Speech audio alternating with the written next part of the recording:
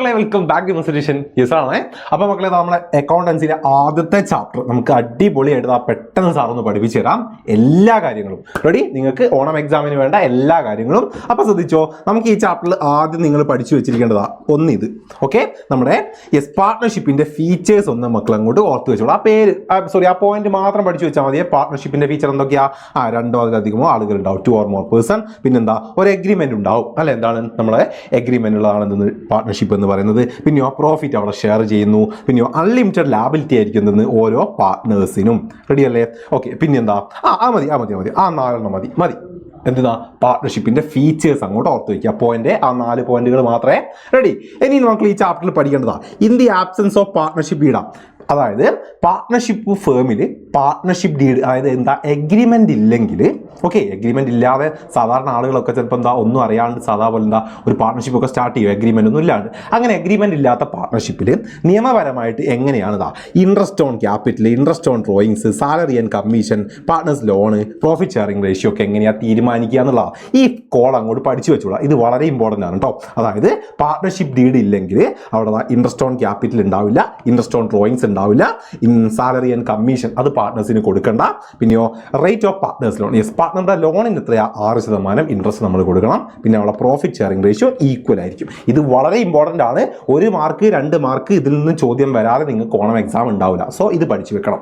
സെറ്റാണ്, റെഡിയാണ്? ഓക്കെ, ഇനി മക്കൾ ഓർത്ത് വെക്കേണ്ടത് ഈ ഒരു കാര്യമാണ്. എന്താണ് profit and loss appropriation account?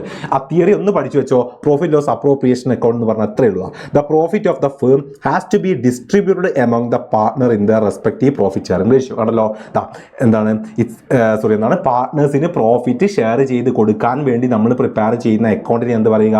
Profit loss appropriation account. Okay, അത് അങ്ങോട്ട് ഓർത്ത് വെച്ചാൽ മതി കേട്ടോ. എന്താണ് പാർട്ട്നേഴ്സിന് പ്രോഫിറ്റ് ഷെയർ ചെയ്ത് കൊടുക്കാൻ വേണ്ടി നമ്മൾ പ്രിപ്പയർ ചെയ്യുന്ന അക്കൗണ്ടാണ് ഇത് പ്രോഫിറ്റ് ലോസ് അപ്രോപ്രിയേഷൻ അക്കൗണ്ട്. അത് ഓർത്ത് വെക്കണേ. റെഡി, ഇനി പ്രോഫിറ്റ് ലോസ് അപ്രോപ്രിയേഷൻ അക്കൗണ്ടിന്റെ ഫോർമാറ്റ് മക്കൾ പഠിച്ചു വെക്കണേ. നോക്കിയോ, പ്രോഫിറ്റ് ലോസ് അപ്രോപ്രിയേഷൻ അക്കൗണ്ടിന്റെ ഫോർമാറ്റ് സിമ്പിളാ, ഒന്നുമില്ല. 2 ഐറ്റം ക്രെഡിറ്റ്സ് ആയാലും നെറ്റ് പ്രോഫിറ്റും ഇൻട്രസ്റ്റ് ഓൺ ഡ്രോയിങ്സും കിട്ടിയല്ലോ. നെറ്റ് പ്രോഫിറ്റും ഇൻട്രസ്റ്റ് ഓൺ ഡ്രോയിങ്സും ക്രെഡിറ്റ് സൈഡിലും, നെറ്റ് ലോസ് ആണെങ്കിൽ അത് ഡെബിറ്റ് സൈഡിൽ, പിന്നെയോ interest on capital, salary, commission, ഈ 3 ഐറ്റം ഇവിടെ ഡെബിറ്റ് സൈഡിലും. ഇത്ര മാത്രമേ മതിയേ. ടോട്ടൽ നോക്കിയോ, ടോട്ടൽ എത്ര ഉണ്ട്? ഒരു 6 ഐറ്റേ പഠിക്കാറുള്ളേ. 2 ക്രെഡിറ്റ് സൈഡിലും 4 ഡെബിറ്റ് സൈഡിലും. അത് ഓർത്ത് വെച്ചാൽ മതി. ഇതിന്റെ ഫോർമാറ്റ് പഠിച്ചു കേട്ടോ. Net profit credit side, interest on ഡ്രോയിങ്സും ക്രെഡിറ്റ് സൈഡ്, പിന്നെ interest on capital, salary, commission debit side. സെറ്റാണ്. ഇനി പഠിക്കേണ്ടതാ ക്യാപിറ്റൽ അക്കൗണ്ട് ആണ്. ഓക്കെ, ക്യാപിറ്റൽ അക്കൗണ്ട് 2 രീതി നമുക്ക് പ്രിപ്പയർ ചെയ്യാം. ഫിക്സഡ് ക്യാപിറ്റൽ മെത്തേഡ് ഉണ്ട്, ഫ്ലക്ച്വേറ്റിംഗ് ക്യാപിറ്റൽ മെത്തേഡ് ഉണ്ട്. ഈ 2 മെത്തേഡിലൂടെ നമുക്ക് എന്താ പാർട്ട്നേഴ്സിന്റെ ക്യാപിറ്റൽ അക്കൗണ്ട് പ്രിപ്പയർ ചെയ്യാം. അപ്പോൾ ശ്രദ്ധിച്ചോ, ഒന്നാമത് ഫിക്സഡ് ക്യാപിറ്റൽ മെത്തേഡിൽ നമ്മൾ പാർട്ട്നേഴ്സ് ക്യാപിറ്റൽ അക്കൗണ്ട് പ്രിപ്പയർ ചെയ്യുമ്പോൾ 2 അക്കൗണ്ട് പ്രിപ്പയർ ചെയ്യും. അതിലൊന്ന് ക്യാപിറ്റൽ അക്കൗണ്ട് ആണ്, പിന്നത്തത് കറണ്ട് അക്കൗണ്ട് ആണ്. റെഡി, ക്യാപിറ്റൽ അക്കൗണ്ട് ഇത്രയും കാര്യങ്ങളെ നമ്മൾ റെക്കോർഡ് ചെയ്യുക. അതൊക്കെയാ, ഒന്ന് ക്യാപിറ്റൽ, മറ്റൊന്ന് അഡീഷണൽ ക്യാപിറ്റൽ. ഇത് രണ്ടും ക്രെഡിറ്റ് സൈഡിലും. ക്വസ്റ്റ്യൻ പെർമനന്റ് വിഡ്രോവൽ ഉണ്ടെങ്കിൽ അത് ഡെബിറ്റ് സൈഡിൽ നമ്മൾ റെക്കോർഡ് ചെയ്യുക. ഇത് മാത്രം ഉൾപ്പെടുന്നതാണ് എന്തെന്ന് ഫിക്സഡ് ക്യാപിറ്റൽ മെത്തേഡുള്ള ക്യാപിറ്റൽ അക്കൗണ്ട്. ആകെ 3 ആയിട്ട് ഏത് പാർട്ട്ണറുടെ ക്യാപിറ്റൽ ക്രെഡിറ്റ് സൈഡിൽ, അഡീഷണൽ ക്യാപിറ്റൽ പാർട്ണർ കൊണ്ടുവരുന്നുണ്ടെങ്കിൽ അതും ക്രെഡിറ്റ് സൈഡ്, പിന്നെ പെർമനന്റ് വിഡ്രോവൽ ഡെബിറ്റ് സൈഡും. റെഡി, എങ്കിൽ കറന്റ് അക്കൗണ്ട് എന്ന് പറയുന്ന 2ാമത്തെ അക്കൗണ്ടിൽ നമ്മൾ പ്രിപ്പയർ ചെയ്യുന്നത് നോക്കിയോ. Salary, interest on capital, commission, പ്രോഫിറ്റിന്റെ പോർഷൻ, ഇതൊക്കെ ക്രെഡിറ്റ് സൈഡിൽ. അതായത് പാർട്ണർക്ക് കിട്ടുന്ന കാര്യങ്ങളൊക്കെ ക്രെഡിറ്റ് സൈഡിൽ എഴുതി കൊടുക്കുക. പാർട്ണറുടെ കയ്യിൽ നിന്ന് പോകുന്ന ഡ്രോയിങ്സും ഇൻട്രസ്റ്റ് ഓൺ ഡ്രോയിങ്സും ഇവിടെ ഡെബിറ്റ് സൈഡിൽ എഴുതുക. ഇത്രയേ ഉള്ളൂ എന്തെന്ന് കറണ്ട് അക്കൗണ്ട്. ഇത് അങ്ങോട്ട് പഠിച്ചു വെച്ചാൽ മതി, കഴിഞ്ഞു.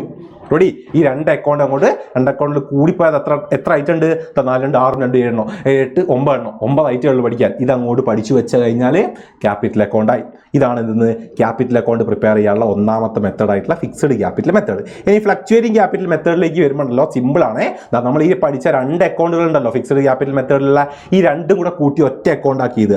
നോക്കിയോ, drawings, interest on drawings debit സൈഡിലും, ക്യാപിറ്റൽ, അഡീഷണൽ ക്യാപിറ്റൽ, പിന്നെ salary, interest on capital, commission, profit portion, ഇതൊക്കെ ക്രെഡിറ്റ് സൈഡിലും. ഇത് ഉൾപ്പെടുന്നതാണ് എന്തെന്ന് നമ്മുടെ ഫ്ലക്ച്വേറ്റിംഗ് ക്യാപിറ്റൽ മെത്തേഡിലുള്ള ക്യാപിറ്റൽ അക്കൗണ്ട്. അത് മതി, അത് അങ്ങോട്ട് പഠിച്ചു വെച്ചാൽ മതി. ഈ ഫോർമാറ്റ് പഠിച്ചു വെച്ചാൽ മക്കളെ നിങ്ങൾക്ക് ഇങ്ങനെയാണ് എന്തെന്ന് എക്സാമിന് ചോദ്യം വരിക. ഇത് നോക്കുക, 3 പാർട്ട്ണർ, അവരുടെ ക്യാപിറ്റൽ ക്വസ്റ്റ്യൻ ഇങ്ങനെ കൊടുക്കും. കണ്ടോ, അവരുടെ ക്യാപിറ്റൽ എന്ന് പറഞ്ഞ് കൊടുക്കും. പിന്നെ അവരുടെ ഇൻട്രസ്റ്റ് ഓൺ ക്യാപിറ്റൽ 10%, അവരുടെ ഇൻട്രസ്റ്റ് ഓൺ ഡ്രോയിങ്സ് 6%. കണ്ടോ, അവരുടെ വിഡ്രോ ചെയ്ത ഡ്രോയിങ്സ് ഇതാ 3000 5000 ആണ്.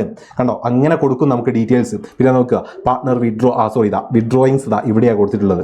കണ്ടോ, പിന്നെ നമ്മുടെ ഫേമിന്റെ പ്രോഫിറ്റ് ഇതാ 3 ലക്ഷം. കണ്ടോ, ഒക്കെ ക്വസ്റ്റ്യൻ ഡയറക്റ്റ് തരും. അപ്പൊ സിമ്പിൾ അല്ലേ? നമ്മൾ ഈ ഫോർമാറ്റ് പഠിച്ചാൽ ഏതാണ് ഇതാ നോക്കുക, അപ്രോപ്രിയേഷൻ അക്കൗണ്ട് ആണ് നമ്മൾ വരയ്ക്കുന്നതെങ്കിൽ അല്ലെ, ക്രെഡിറ്റ് സൈഡിൽ നെറ്റ് പ്രോഫിറ്റും ഇൻട്രസ്റ്റ് ഓൺ ഡ്രോയിങ്സും എഴുതേണ്ടുള്ളൂ. കണ്ടോ, റെഡി. പിന്നെ ഡെബിറ്റ് സൈഡിലോ ഇൻട്രസ്റ്റ് ഓൺ ക്യാപിറ്റലും സാലറിയും കമ്മീഷനെയും നമ്മൾ എഴുതേണ്ടേ ഉള്ളൂ. നമ്മൾ ഫോർമാറ്റ് പഠിച്ചില്ലേ, അതുപോലെ തരും. അപ്പൊ ആ ഫോർമാറ്റ് ഇതാ അങ്ങ് പഠിച്ചു വെച്ചാൽ മതി.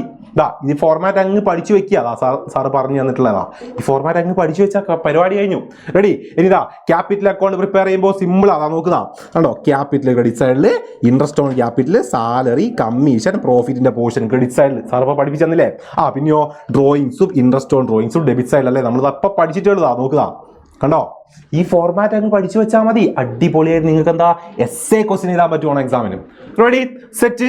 ഇനി മക്കൾ ഇതാ അവിടെ പഠിച്ചു വെക്കേണ്ട ഒരു കാര്യം എന്ന് പറഞ്ഞതാ നമ്മളിപ്പോൾ പറഞ്ഞ് ക്യാപിറ്റൽ അക്കൗണ്ട് പ്രിപ്പയർ ചെയ്യേണ്ടതാ. ഫിക്സഡ് ക്യാപിറ്റൽ മെത്തേഡും ഫ്ലക്ച്വേറ്റിംഗ് ക്യാപിറ്റൽ മെത്തേഡും തമ്മിലുള്ള ഡിഫറൻസ് അത്രയേ ഉള്ളൂ.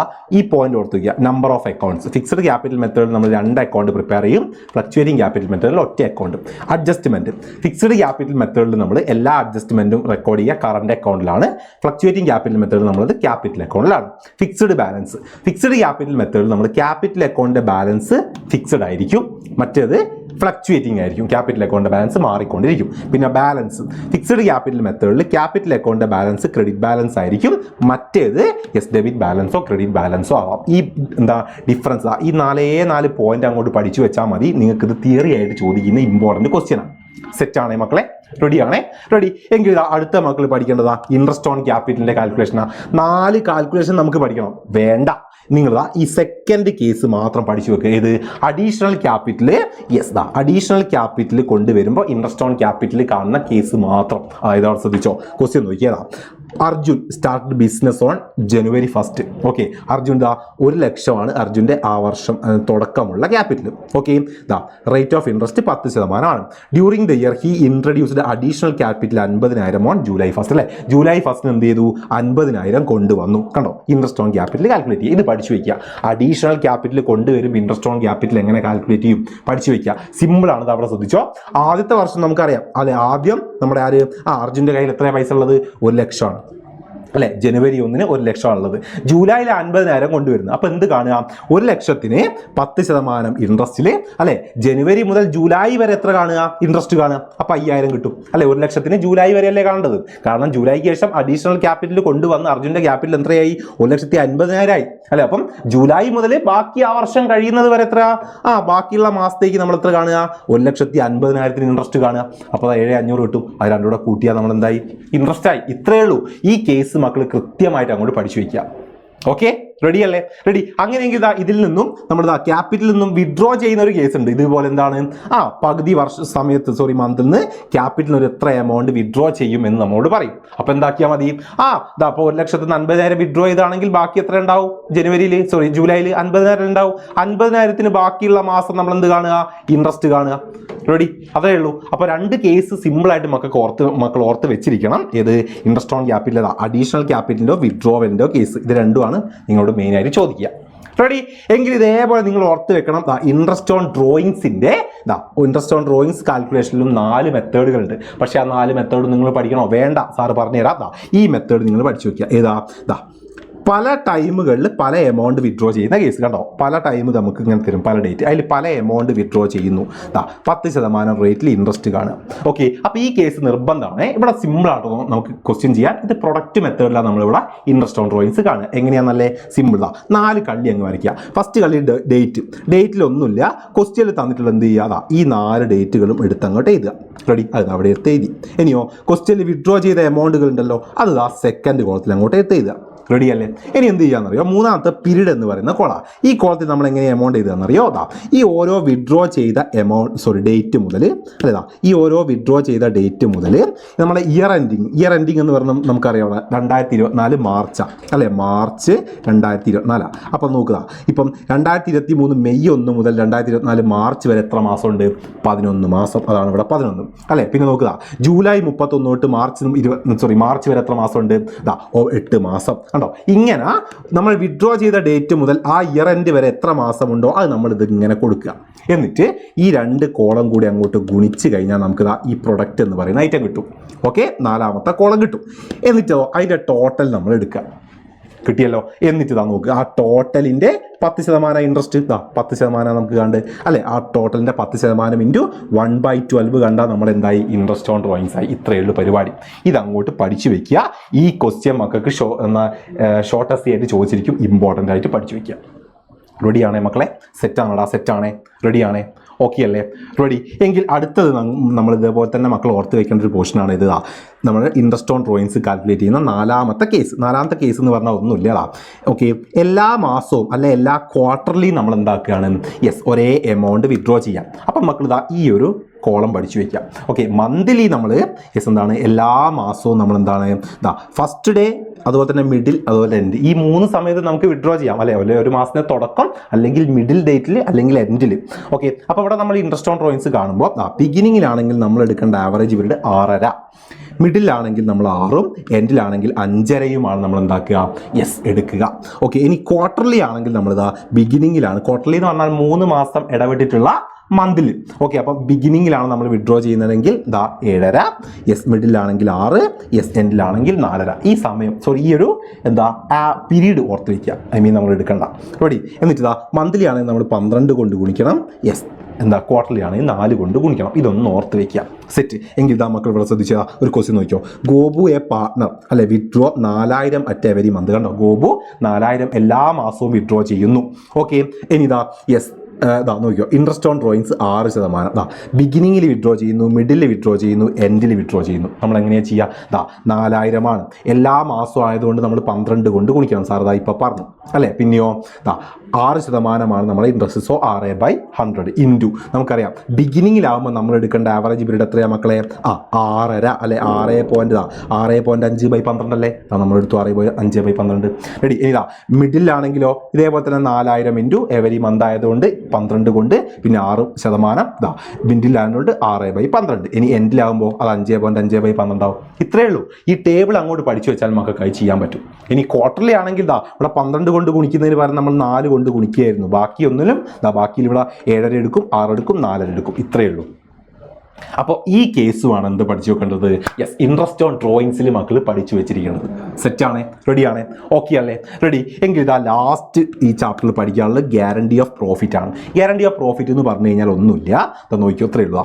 അപ്പോൾ 3 പാർട്ട്ണർ ഇവിടെ ശ്രദ്ധിച്ചോ, PQR. ഓക്കെ, 3 പാർട്ട്ണറാണ് ഇവിടെ നമുക്ക് ക്വസ്റ്റ്യനിൽ തന്നിട്ടുണ്ട്. റെഡി? അപ്പോൾ നോക്കിയോ. റെഡി? അപ്പോൾ ഇവിടെ എന്താ പറഞ്ഞിട്ടുള്ളത്? ഓക്കെ, അവിടെ പ്രോഫിറ്റ് ഷെയറിംഗ് റേഷ്യോ തന്നതാ. P and Q have guarantee that R's profit is not less than 20,000. കേട്ടോ, Pയും Q എന്ത് ചെയ്തു? Rനൊരു ഗ്യാരണ്ടി കൊടുത്തു, നിന്റെ പ്രോഫിറ്റ് 20,000 കുറയില്ല. ഇതാണ് ഗ്യാരണ്ടി ഓഫ് പ്രോഫിറ്റ്. മറ്റ് ഒരു പാർട്ട്ണർക്ക് എത്രയാ ഒരു ഗ്യാരണ്ടി പറയാം, നിന്റെ പ്രോഫിറ്റ് ഒരിക്കലും കുറയില്ല, കുറഞ്ഞാൽ ഞങ്ങൾ അത് തരും എന്നുള്ള ഗ്യാരണ്ടി. അത്രയേ ഉള്ളൂ. അപ്പോൾ നമുക്ക് ക്വസ്റ്റ്യൻ എന്ത് തരും? ആ ഒരു ഫേമിൻ്റെ പ്രോഫിറ്റ് തരും. ഈ പ്രോഫിറ്റ് നമ്മൾ 3 ആൾക്കും അവരുടെ പ്രോഫിറ്റ് ഷെയറിംഗ് റേഷ്യോ ഇങ്ങനെ വീതിച്ച് കൊടുക്കുമ്പോൾ അല്ലെ, ഗ്യാരണ്ടി പറഞ്ഞ ആൾക്ക് അല്ലെ എത്ര കിട്ടുന്നുണ്ട്? ഇവിടെ നോക്ക്, 12,000 പ്രോഫിറ്റ് ഷെയർ ചെയ്തപ്പോൾ കിട്ടിയത്. പക്ഷേ ഇവർ ഗ്യാരണ്ടി കൊടുത്ത എത്രയാ? 20,000 അല്ലേ അല്ലേ. അപ്പോൾ ബാക്കി നോക്കുക, അവർക്ക് എത്ര കിട്ടണം? 8,000 കിട്ടാനുണ്ട് അല്ലേ. ഈ 8,000 എന്ത് ചെയ്യും? നമ്മുടെ മറ്റ് പാർട്ട്നേഴ്സ് ഉണ്ടോ, Pയും Q എന്ത് ചെയ്യുന്നു? 8,000 അവരുടെ പ്രോഫിറ്റ് ഷെയറിംഗ് റേഷ്യോയിൽ അല്ലേ. അവരുടെ പ്രോഫിറ്റ് ഷെയറിംഗ് റേഷ്യോ നമുക്കറിയാം എങ്ങനെയാ, ക്വസ്റ്റിൽ തന്നിട്ടുണ്ടല്ലേ, 2:2:1 ആണ് അവരുടെ 3 പേരുടെയും റേഷ്യോ. അതിൽ Pൻ്റെയും Qവും ഗ്യാരണ്ടി പറഞ്ഞ അവരുടെ റേഷ്യോ എത്രയാ? 2:2 ആണ്, അല്ലെങ്കിൽ 1:1 ആണ് അല്ലേ. അപ്പോൾ ഈ 8,000 എന്ത് ചെയ്യണം? അവർ 1:1 റേഷ്യോയിൽ ആർക്ക് കൊടുക്കണം? 4,000 ആയിട്ട് അവർക്ക് 6ന് കൊടുത്താലല്ലേ 6ന് എത്രയാ? 8,000 കിട്ടിയത്. അവർ പറഞ്ഞ ഗ്യാരണ്ടി എമൗണ്ട് 20,000 ആവുള്ളൂ. അപ്പോൾ ഈ കാൽക്കുലേഷൻ അങ്ങോട്ട് കാണിക്കുക. എന്നിട്ട് ഈ സാധനം നമ്മൾ അപ്രോപ്രിയേഷൻ അക്കൗണ്ടിലേക്ക് അങ്ങോട്ട് വരച്ച് കാണിക്കുക. ഒന്നുമില്ല, പ്രോഫിറ്റ് ക്വസ്റ്റിൽ തന്ന പ്രോഫിറ്റ് ക്രെഡിറ്റ് സൈഡിൽ കാണിക്കുക 60,000. എന്നിട്ടോ ഈ പ്രോഫിറ്റ് നമുക്കറിയാം, ഓരോരുത്തർക്കും നമ്മൾ ഷെയർ ചെയ്ത് കൊടുത്തപ്പോൾ എത്രയാ? Pക്ക് 24,000, Qന് 24,000, Rന് 12,000 അല്ലേ കിട്ടിയേ അല്ലേ. അപ്പോൾ അതിൽ നിന്നും അല്ലെ 4,000 P ആർക്ക് കൊടുക്കണം? Qന് കൊടുക്കണം. അപ്പോൾ ആ 4,000 എന്ത് ചെയ്യുക? Pൻ്റെ ഷെയറിന് കുറയ്ക്കുക. പിന്നെയോ Q എത്ര കൊടുക്കണം? 4,000 ആർക്ക് കൊടുക്കണം? Rന് കൊടുക്കണം. അത് Qൻ്റെ ഷെയറിൽ നിന്നും കുറച്ച് കാണിക്കുക. എന്നിട്ട് ആ 4,000 Rൻ്റെ ഷെയറിനോട് കൂട്ടി നമ്മൾ ഇവിടെ കൊടുക്കുക. ഇത്രയേ ഉള്ളൂ പരിപാടി. ഇങ്ങനെ പ്രോഫിറ്റ് ലോസ് അപ്രോപ്രിയേഷൻ അക്കൗണ്ട് വരച്ച് കാണിക്കുന്ന ക്വസ്റ്റ്യൻ ആണ് ഇത്. നമുക്കിവിടെ പഠിക്കാനുള്ളത് ഗ്യാരണ്ടി ഓഫ് പ്രോഫിറ്റിൽ. മതി. ഇത്രയേ ഉള്ളൂ. ഈ കാര്യങ്ങൾ മക്കൾ പ്രോപ്പറായിട്ട് പഠിച്ചു വെച്ചോ മക്കളെ, നിങ്ങൾക്ക് അടിപൊളിയായിട്ട് ഈ ചാപ്റ്ററിലെ മെജോറിറ്റി ക്വസ്റ്റ്യൻ ആൻസർ ചെയ്യാൻ പറ്റും. റെഡി അല്ലേ? അപ്പോൾ ഇത് അടിപൊളിയായിട്ട് പഠിക്കുക. ഓക്കെ, സെറ്റായിട്ട് പഠിക്കുക. അപ്പോൾ മക്കൾ ഒരു കാര്യം ഓർക്കുക, നമുക്ക് ഇതുപോലെ തന്നെ ഈ വർഷം അടിപൊളിയായിട്ട് പഠിച്ചു പോകണം. ഇങ്ങനെ ധൃതിയിൽ നിന്നൊന്നും പഠിച്ച് തീർക്കേണ്ട വർഷമല്ല +2 എന്ന് പറയുന്നത്. ഓണം എക്സാമിന് വന്ന മിസ്റ്റേക്ക് അടുത്ത വർഷം ഈ വർഷത്തിലെ ഒരു എക്സാമിനും ഉണ്ടാകാൻ പാടില്ല. സോ ബാച്ചിൻ്റെ ഒക്കെ ഇമ്പോർട്ടൻസ് മനസ്സിലാക്കുക. മക്കൾക്ക് വേണ്ടിയിട്ടുള്ളതാണ് MS സൊല്യൂഷൻസിന് നമ്മളെ പ്രീമിയം കൊമേഴ്സ് ബാച്ച്. സോ ബാച്ചിലൊക്കെ ജോയിൻ ചെയ്യുക. അടിപൊളിയായിട്ട് പഠിക്കണം. ഓണം എക്സാം ഇങ്ങനെയായി. ഓക്കെ, എല്ലാവരും ബുദ്ധിമുട്ടുക സാറിന് അറിയാം. ഓക്കെ, പക്ഷേ ക്രിസ്മസ് എക്സാമും ഇംപ്രൂവ്മെന്റ് എക്സാമും പബ്ലിക് എക്സാമും മോഡൽ എക്സാമും അല്ലെങ്കിൽ പ്രാക്ടിക്കൽ എക്സാം പോലും നമുക്ക് ഇനി ഈ സ്ഥിതി വരാൻ പാടില്ല. സോ അതുകൊണ്ടാണ് ബാച്ചിൻ്റെ ഇമ്പോർട്ടൻസ് ഒക്കെ മനസ്സിലാക്കുക. ഈ ഒരു നമ്പറിൽ കോൺടാക്ട് ചെയ്ത് മക്കൾക്ക് എത്രയും പെട്ടെന്ന് ബാച്ചിൽ അഡ്മിഷൻ എടുത്ത് സെറ്റായിരുന്നു. നമുക്ക് ബാക്കി എക്സാമുകൾക്കൊക്കെ അടിപൊളിയായിട്ട് തന്നെ പഠിക്കണം. ഇപ്പോഴേ പഠിച്ച് തുടങ്ങണം. ഓക്കെ അല്ലേ? ഓക്കെ എങ്കിൽ അടിപൊളിയായിട്ട് പഠിക്കുക. വീണ്ടും കാണാം. ബൈ.